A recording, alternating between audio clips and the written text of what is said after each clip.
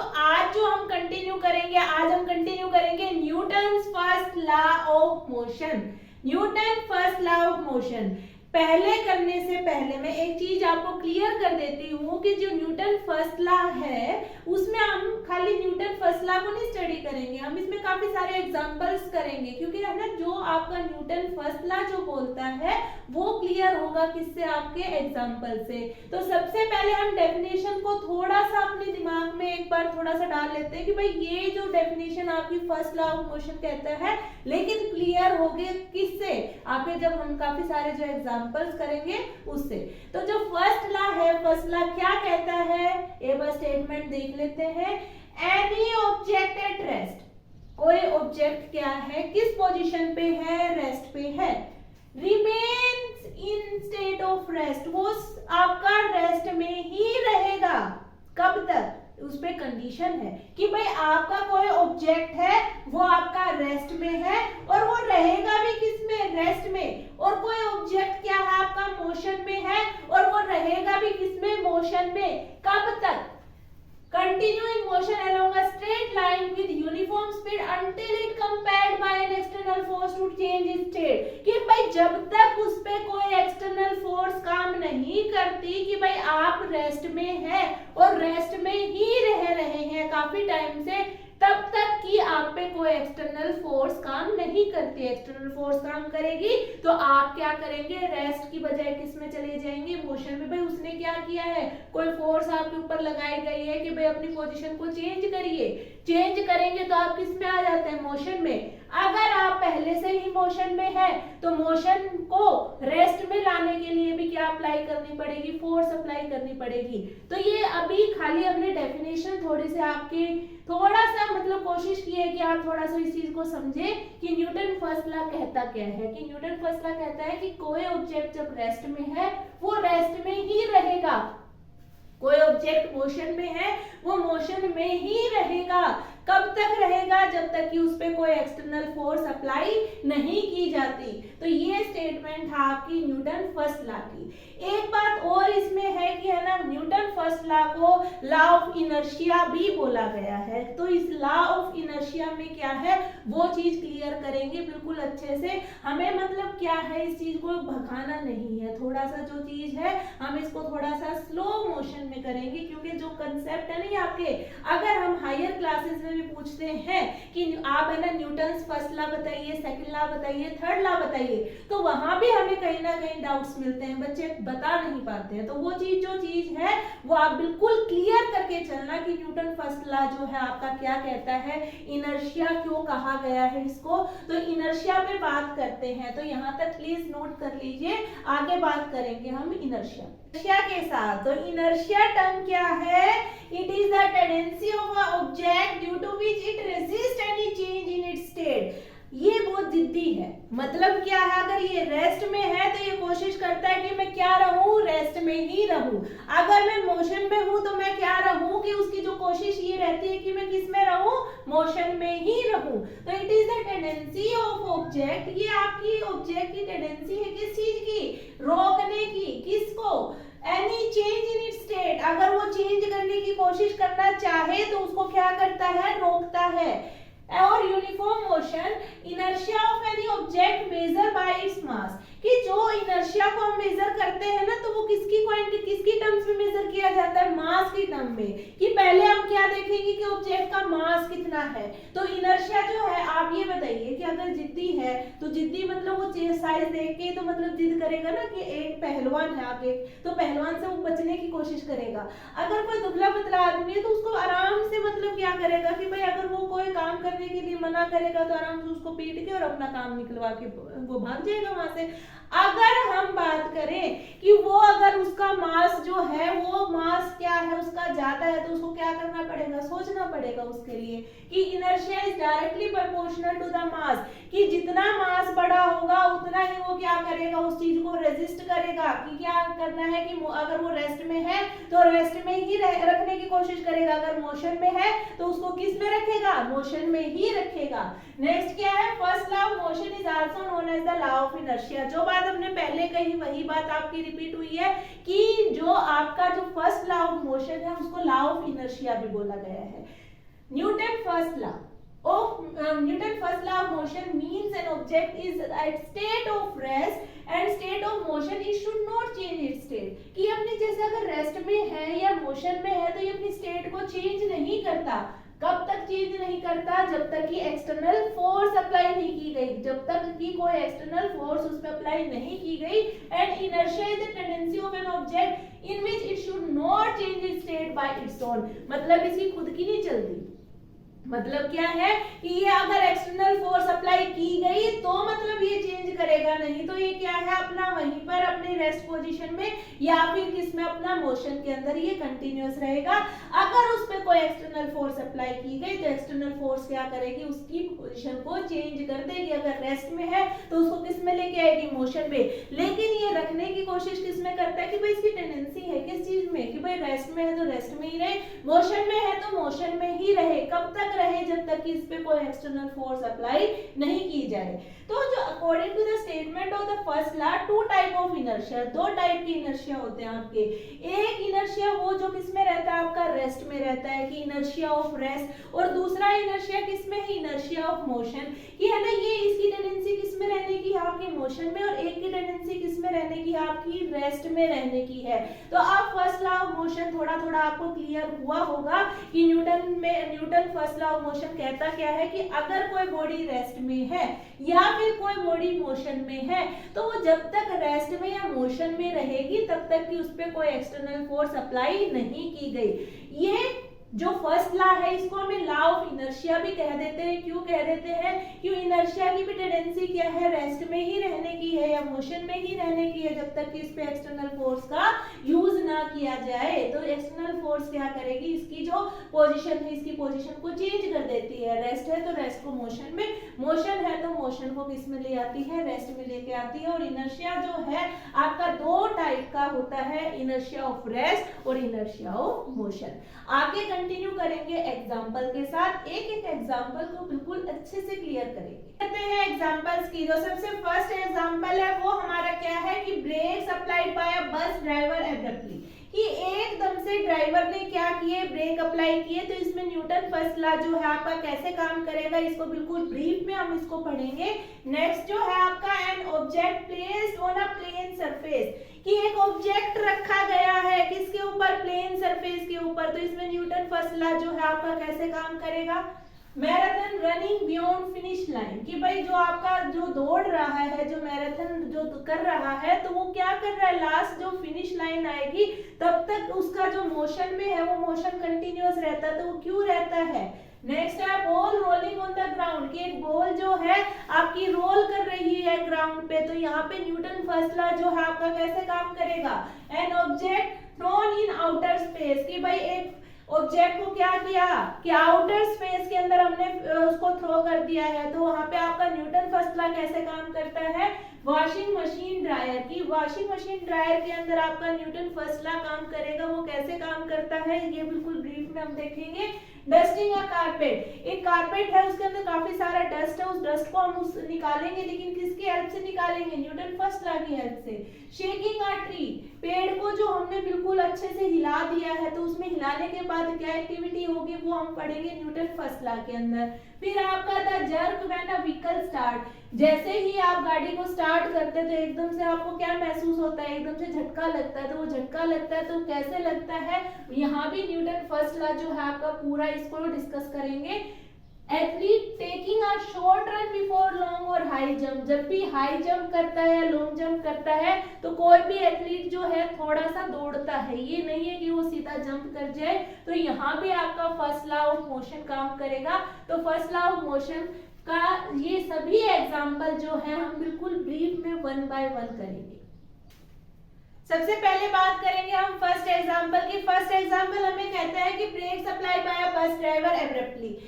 Bus driver ने चलती हुई बस में एकदम से क्या किया, आपके ब्रेक सप्लाई कर दिए। तो ब्रेक अप्लाई करने के बाद हमें कैसा महसूस होगा, हमें एकदम से ऐसा लगेगा जैसे हमें झटका सा महसूस हुआ है कि कोई झटका लगा है। क्यों लगा है, क्योंकि हम किस में है, क्योंकि बस पहले किस में थी, मोशन में थी, और मोशन में ही हम रहते हैं।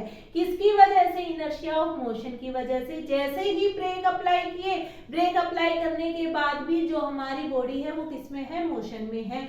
पूरा क्लियर कर लेते हैं। The while travelling in a bus, जब भी हम बस में ट्रेवल करते हैं, when the bus driver abruptly applies the brake, जब भी आपका बस ड्राइवर एकदम से ब्रेक को अप्लाई करता है, we tends to feel a momentary pull in the forward direction. तो हमें एकदम से क्या लगता है कि अब भी हम किस में है, आपका फॉरवर्ड डायरेक्शन में चल रहे हैं। ब्रेक सप्लाई हो चुकी है लेकिन अब भी हम किस में, आपका फॉरवर्ड डायरेक्शन में है।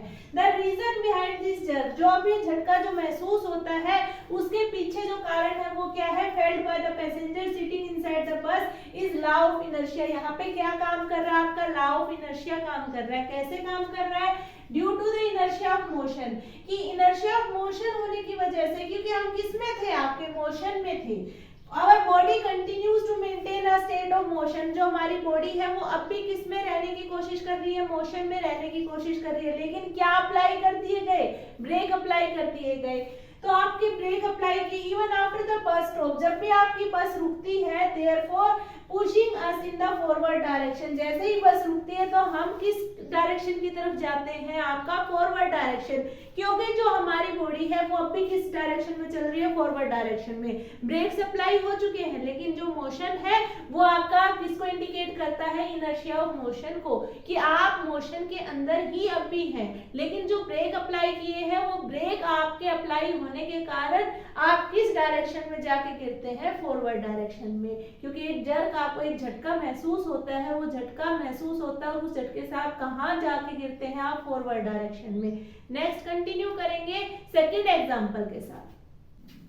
नेक्स्ट बात करेंगे सेकंड एग्जांपल के साथ। सेकंड एग्जांपल हमें कहता है an object placed on a plane surface, कोई ऑब्जेक्ट रखा गया है प्लेन सरफेस पे। अगर कोई ऑब्जेक्ट रखा है, क्या आप उस ऑब्जेक्ट को विदाउट एक्सटर्नल फोर्स के उसकी शेप साइज को चेंज कर सकते हैं? कि कोई ऑब्जेक्ट आपने रखा था, मान लीजिए कोई बुक रखी थी आपकी किसी टेबल के ऊपर, टेबल पे बुक रखी है, क्या कोई एक्सटर्नल फोर्स से के बिना आप उसकी पोजीशन को चेंज कर सकते हैं? नहीं कर सकते। तो यहाँ पे आपका क्या काम कर रहा है, इनर्शिया ऑफ रेस्ट, कि भाई उसकी टेंडेंसी है किस पोजीशन में रहने की, रेस्ट पोजीशन में रहने की। तो अब इसको डिस्कस कर लेते हैं एक बार। An object placed on the surface of the earth, की कोई ऑब्जेक्ट है आपका किसके ऊपर रखा गया, अर्थ के ऊपर रखा है, ठीक है। तो आपका कोई ऑब्जेक्ट है जो कि सरफेस के ऊपर रखा है, अर्थ सरफेस के ऊपर आपने किसी ऑब्जेक्ट को रखा है। The natural tendency of the object is to, जो ऑब्जेक्ट की जो टेंडेंसी है, ऑब्जेक्ट क्या करेगा, किस कोशिश में रहेगा, कि वो किस में रहे, maintain its state of rest, कि वो किस में रहे, अगर उसको रखा गया है ऑब्जेक्ट को तो वो रेस्ट में ही रहेगा। until a force act on it, जब तक कि कोई फोर्स उसके ऊपर एक्ट नहीं होती।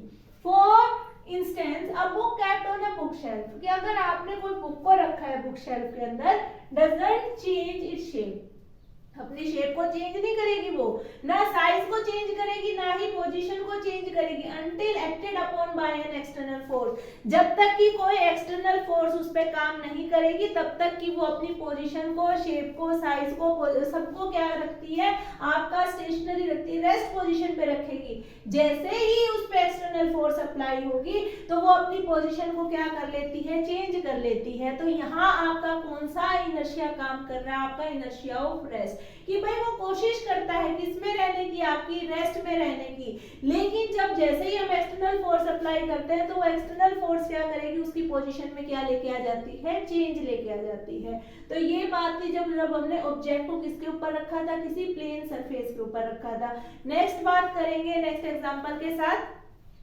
नेक्स्ट एग्जांपल हमें कहता है कि जो marathon running beyond finish line, की जो मैराथन होता है तो आपका उसमें क्या होता है, बहुत ज्यादा दौड़ना पड़ता है, और बहुत ज्यादा दौड़ना पड़ता है तो ये तो है नहीं आप थोड़ा बहुत दौड़े और आप आराम से जो है आप रुक जाएंगे, आप रुक नहीं सकते। जो आपका जो बॉडी है वो बॉडी आपको क्या रखेगी, मोशन के अंदर ही रखेगी।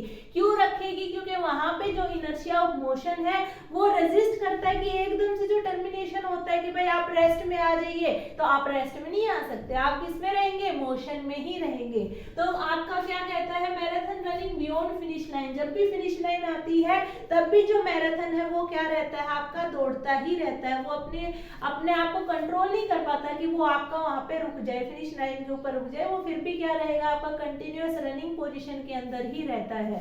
कि आपका marathon runner is not able to stop himself, जो मैराथन रनर है ना वो अपने आप को रोक नहीं सकता। क्यों नहीं रोक सकता, right after crossing the finish line, जैसे उसने फिनिश लाइन को क्रॉस किया तो वो अपने आप को रोक नहीं सकता।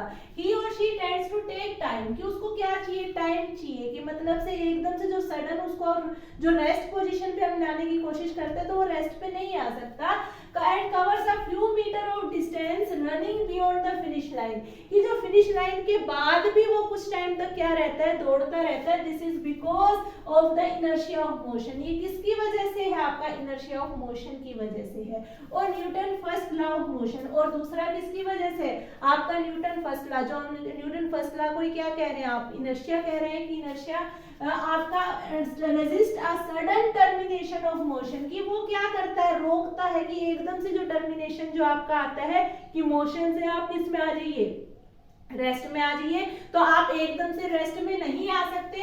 And compels the body to maintain its state of motion, और मतलब बॉडी के ऊपर भी आपका जोर देता है कि वो किस में रहे, आपका मोशन में रहे, वो रेस्ट में ना आए। क्योंकि जो आपका एकदम से जो टर्मिनेशन होता है, वो टर्मिनेशन ये नहीं है कि आप जितना लंबा दौड़ रहे थे तो आपका जो बॉडी है वो भी किसके अंदर आ जाता है, मोशन के अंदर आ जाता है। और एकदम से कोई आपको ऑर्डर करे कि भाई अभी आपको रुकना है, तो आप रुक नहीं सकते, क्योंकि आप किस में, कौन सी टेंडेंसी वहां काम कर रही है, इनर्शिया ऑफ मोशन कर रहा है वहां पे काम, कि वो आपको किस में रखेगा, मोशन में रखेगा, जब तक कि कोई आपको रोकने वाला नहीं है कि भाई आप आगे कोई खड़ा है आपको रोकने के लिए। तो तब वो अगर कोई एक्सटर्नल फोर्स वहां पे काम करेगी तो आप रेस्ट में आएंगे, वरना आप किस में रहेंगे, मोशन में ही रहेंगे। नेक्स्ट, यहां तक की बात कंप्लीट है, आगे कंटिन्यू करते हैं नेक्स्ट एग्जांपल के साथ। नेक्स्ट बात करते हैं अपने नेक्स्ट एग्जांपल के साथ। A ball rolling on the ground, एक बॉल जो आपकी रोल कर रही है किसके ऊपर, ग्राउंड के ऊपर। क्या होगा, मतलब किसमें है, मोशन में, तो इनर्शिया ऑफ मोशन की बात होगी। और कोई एक्सटर्नल फोर्स उसको क्या करेगी, रोकने की कोशिश करेगी, तभी वो रुकेगी, वरना वो क्या रहेगी, अभी कंटिन्यूअस चलती रहेगी। रोकेगा कौन, फ्रिक्शनल फोर्स। फ्रिक्शनल फोर्स क्या, कौन सी फोर्स होती है, आपके अपोजिट फोर्स, जो आपके मोशन को क्या कर देती है, रोक देती है। तो वो अगर फोर्स लग जाए तो वो उसको क्या कर देगी, रोक देगी। तो वहां पे कौन सी फोर्स, एक्सटर्नल फोर्स काम करेगी, आपकी फ्रिक्शनल फोर्स। तो यहाँ पे आप ball rolling on the ground, जब एक बॉल रोल करती है किस पे, ग्राउंड पे, tends to maintain its state of motion, की वो क्या करेगी, आपका मोशन में रहने की कोशिश करेगी, टिल इन्फिनिटी वो चलती रहेगी आपकी। If no external force act on it, जब तक कि उसमें कोई एक्सटर्नल फोर्स काम नहीं करेगी तब तक कि वो कंटिन्यूअस क्या रहेगी, आपका मोशन के अंदर ही रहेगी। However the force of friction acting on the ball, जैसे ही आपकी फोर्स ऑफ फ्रिक्शन उस पे एक्ट करेगी फ्रॉम द आउटसाइड, जैसे ही आउटसाइड से उससे फ्रिक्शनल फोर्स उस पे काम करेगी, help to bring the motion, जो मोशन जो था उसको तोड़ देगी, and bring it to rest, और किस पोजीशन में लेके आएगी उसको, रेस्ट पोजीशन पे। तो वही बात है कि आपका जो मोशन की स्टेट थी, मोशन की स्टेट को किस में लेके आना है, आपको रेस्ट में लेके आना है। और यहाँ पे काम जो कर रहा है वो कौन कर रहा है, आपका inertia of motion. Inertia of motion पे कोई एक्सटर्नल फोर्स आप अप्लाई करेंगे, एक्सटर्नल फोर्स कौन सी, आपकी फ्रिक्शनल फोर्स, और वो फ्रिक्शनल फोर्स क्या करेगी, उसको रेस्ट पोजीशन पे लेके आएगी। नेक्स्ट एग्जांपल आपका क्या है, an object thrown in outer space, कोई ऑब्जेक्ट है, आपने क्या किया, उसको आउटर स्पेस में भेज दिया। क्या आउटर स्पेस में कोई इन्वायरमेंट काम करेगा कि जो उस पे रेजिस्टेंस लगाए, तो उस पे जब रेजिस्टेंस नहीं लगेगी तो वह क्या करेगा, आपका कंटिन्यू चलता रहेगा। तो इसमें यही बात है, if an object is thrown in outer space, जब भी किसी ऑब्जेक्ट को फेंका जाएगा, कहां पे, आउटर स्पेस में, it tends to move in a direction to infinity, वो आपका इंफिनिटी तक ऐसे ही आपका कंटिन्यूअस चलता रहेगा। This is because outer space lakhs environment, और ये किस रीजन से होता है क्योंकि जो आपका आउटर इन्वायरमेंट है, जो आपका आउटर इन्वायरमेंट है वहां पे आपका, ये मान लीजिए जो आउटर स्पेस है वहां पे इन्वायरमेंट नहीं मिलेगा आपको, ना एयर मिलेगी जो आपका रेजिस्टेंस लगाए, and the force of gravity, ना कोई आपकी फोर्स ऑफ ग्रेविटी वहां काम करेगी जो उसको आपका कंट्रोल करके रखे, तो वो कंट्रोल भी उसका नहीं रहेगा। Hence the object doesn't receive any resistance, तो ऑब्जेक्ट को कोई भी रेजिस्टेंस नहीं मिलेगी to the motion, therefore it continues to exhibit motion. तो आपको कोई भी रेजिस्टेंस जब नहीं मिलती, अब आप जो कोई काम कर रहे हो अगर उस पर कोई रोक ना लगाए तो आप कंटिन्यूस उस चीज को देख करते रहोगे। अगर कंटिन्यू आपसे ये कह दिया जाए कि भाई आप टीवी देख रहे हो, आप कंटिन्यू देख रहे हो, और जब तक उस पर उसको रेजिस्टेंस लगते ही आप क्या कर दोगे, उसको बंद कर दोगे। तो अब इसमें जो आपका कंटिन्यूअस जो मोशन हो रहा है, कोई इन्वायरमेंट वहां नहीं है, कोई आपका रेजिस्टेंस वहां नहीं लग रही है कि भाई आपकी ग्रेविटी वहां काम नहीं कर रही है, ना आपकी कोई एयर वहां काम कर रही है, तो वो मोशन आपका क्या रहेगा, कंटिन्यूअस आपका होता रहेगा। लेकिन जैसे ही वो हिट कर जाए किसी कैल्स्टियल बॉडीज को, मेट्रॉइड को या फिर कोई प्लेनेट को, तो वहां पे क्या लगेगी, उस पर रेजिस्टेंस लगेगी, और जैसे ही वो रेजिस्टेंस लगेगी वो जो बॉडी है, कोई ऑब्जेक्ट है, वो क्या हो जाएगा, आपका रुक जाएगा। तो रेजिस्टेंस लगने से वो किस पोजीशन पे आ जाएगा, रेस्ट पे, और वो पहले किस में था, आपका किसको फॉलो कर रहा था, इनर्शिया ऑफ मोशन को। तो जैसे ही हमने एक्सटर्नल फोर्स अप्लाई की तो वो जो ऑब्जेक्ट था वो किस पे आ जाएगा, आपका रेस्ट पोजीशन पे आ जाएगा, वरना वो तो कंटिन्यूअस क्या कर रहा है, आपका मोशन के अंदर ही है। तो आगे कंटिन्यू करते हैं नेक्स्ट एग्जांपल के साथ। आगे बात करते हैं washing machine dryer. Washing machine dryer में भी एक मैजिक होता है। क्या मैजिक होता है, जो कपड़े होते हैं उसके अंदर ड्रायर का जो ड्रम होगा उसमें कपड़े डाल देते हैं, और वो जो ड्रम है वो क्या करता है, आपका मूव करता है। ये थोड़ी ना है जो कपड़े हैं वो आपके मोशन में, जो वाटर मॉलिक्यूल्स हैं वो वाटर मॉलिक्यूल्स कहाँ रहते हैं, आपके रेस्ट पोजीशन पे ही रहते हैं, लेकिन जो ड्रम है वो क्या करता है, आपका मोशन में रहेगा। और वो जो आपका जो ग्रेविटी क्या करती है, उस वाटर मॉलिक्यूल्स को नीचे की तरफ खींचती है, और जो होल्स होते हैं ड्रम्स में वो उस पानी को क्या कर देते हैं, आपका निकाल देते हैं। पूरा इसको समझते हैं अच्छे से। अब washing machine dryer entirely work upon the principle of law of inertia. जो आपका जो ड्रायर होता है वो भी किसके ऊपर काम करता है, आपका लॉ ऑफ इनर्शिया पे काम करता है। टू ड्राई द क्लॉथ, कपड़ों को सुखाने के लिए क्या होता है, कपड़ों को कैसे सुखाया जाता है, the drum of the washing machine dryer, जो ड्रम होता है आपका वॉशिंग मशीन ड्रायर का, इज सब्जेक्ट टू मोशन, कि उसको किस में रखा जाता है, मोशन में। जैसे ही आप उसको उसका जितनी भाई उसकी आपकी टाइमिंग है उस टाइमिंग पे उसको सेट करने के बाद वो किसके अंदर रहेगा, आपका मोशन के अंदर रहेगा। Which further causes the cloth, जिससे जो कपड़े हैं वो भी क्या करना शुरू कर देंगे, आपका मूव करना शुरू कर देंगे। However the water molecule contain in the cloth, जो वाटर मॉलिक्यूल्स जो आपके उन कपड़ों के अंदर जो वाटर मॉलिक्यूल्स जो काम कर रहे हैं, do not follow the motion, वो मोशन को फॉलो नहीं करेंगे, and stay at their position of rest, और जो उनकी पोजीशन जो रेस्ट में रहने की थी वो अपनी उसी पोजीशन के अंदर रहेंगे।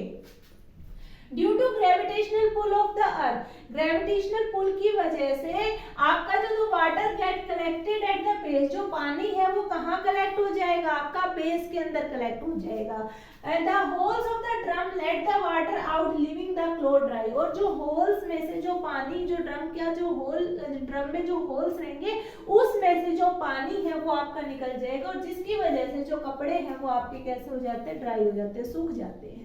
तो यहाँ भी आपका कौन काम कर रहा है, Newton first law of inertia आपका काम कर रहा है। सेकंड अगर हम बात करें डस्टिंग अ कारपेट, भाई एक कारपेट के अंदर काफी सारा डस्ट आपका इकट्ठा हो गया, तो मतलब कैसे करोगे, उसकी पिटाई करनी पड़ती है। कैसे कि उसको टांग दिया जाता है किसी पे, रस्सी पे टांग दिया, और उसको अच्छे से एक स्टिक लेके और उसको अच्छे से क्या कर दो, आप पीटना शुरू कर दो, और जो जितने भी डस्ट पार्टिकल है वो उसमें से निकल जाएंगे। लेकिन अब इसमें समझना क्या है कि कौन सी चीज मोशन में है और कौन सी चीज अपनी रेजिस्ट कर रही है उस पोजीशन में, कौन सी है आपकी, देखते हैं। To remove the dust particle from a carpet, अगर हमें क्या करना है, डस्ट पार्टिकल्स को निकालना है कारपेट में, कारपेट से, it is hang on a wire, हमें क्या करना है, उसको वायर के ऊपर टांग ध्यान देना है।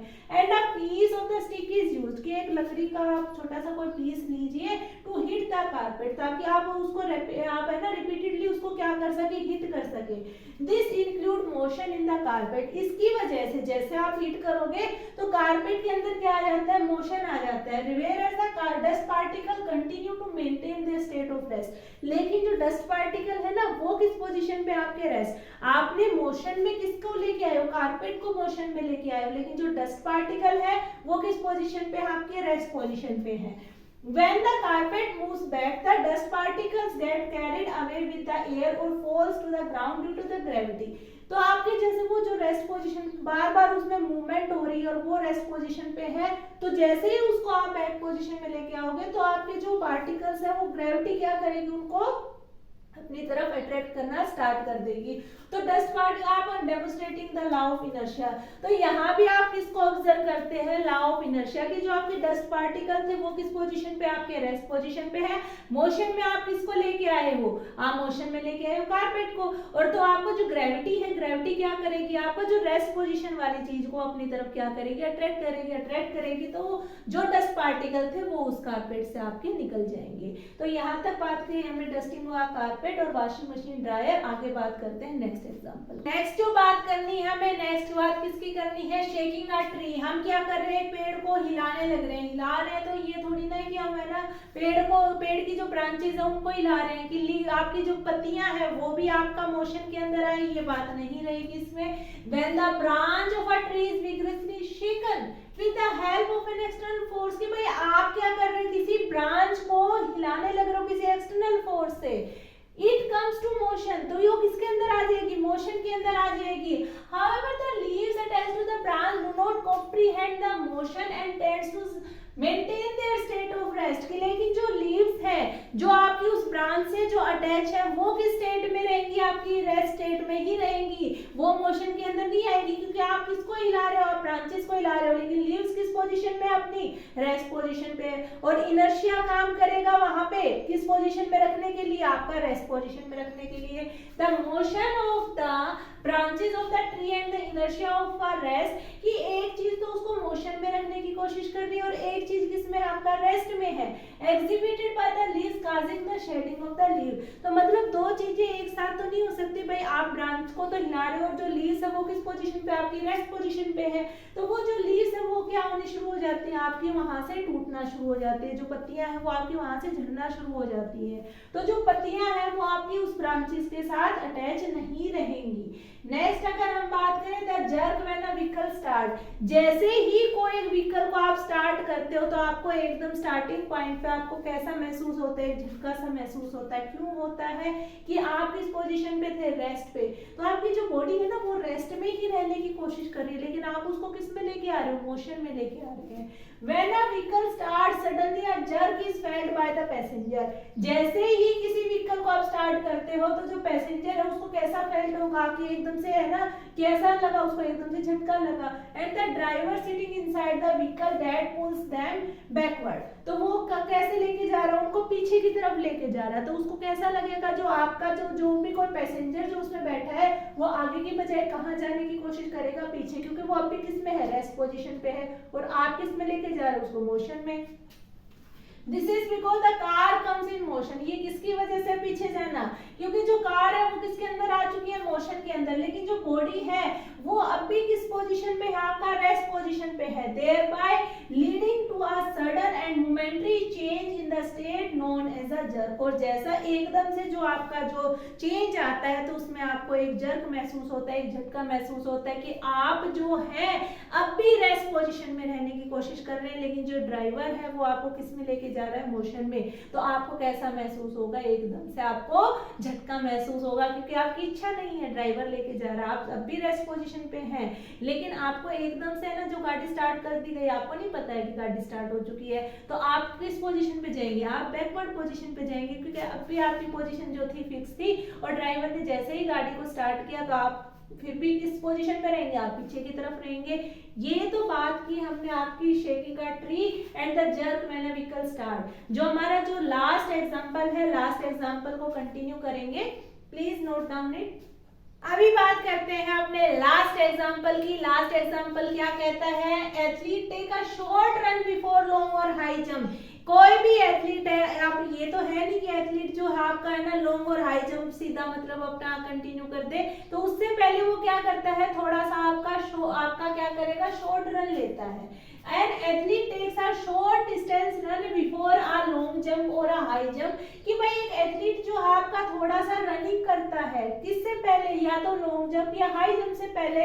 This is because by running a short distance, ये क्यों होता है, क्योंकि जो शॉर्ट डिस्टेंस अगर वो रनिंग करता है तो प्लेयर अपने आप अपने शरीर को तैयार कर लेता है किस चीज के लिए, सस्टेन मोशन इन इट, अपने अंदर किसको अटेन कर ले, वो मोशन को। अगर कुछ टाइम वो भागेगा तो उसका शरीर मतलब इस पोजीशन में आ जाएगा कि वो किस पोजीशन में आ जाए, मोशन में आ जाए, क्योंकि वो पहले किस में है, आपका रेस्ट पोजीशन में है। This help him to execute a smooth jump, और अगर वो रन नहीं करेगा तो वो एकदम से आपका मोशन के अंदर नहीं आ सकता। अगर वो पहले से ही कुछ मोशन के अंदर आ जाए तो वो एक स्मूथ जंप ले लेगा। अ सिमिलर डेमोन्स्ट्रेशन, ऐसा ही एक डेमोन्स्ट्रेशन हम करते हैं किसके अंदर, इनर्शिया ऑफ मोशन का। जब एक बॉलर क्या करता है, आपकी जब बॉल को थ्रो करता है तो वो भी क्या करता है, एक छोटा सा रन लेता है, थोड़ा सा रनिंग करने के बाद ही बॉल को क्या करता है, आपका थ्रो करता है। तो यहाँ जो है आप किसको स्टडी कर रहे हैं, इनर्शिया को ही स्टडी कर रहे हैं कि भाई इनर्शिया ऑफ, या तो किसी केस में आपने पढ़ा इनर्शिया ऑफ रेस्ट को,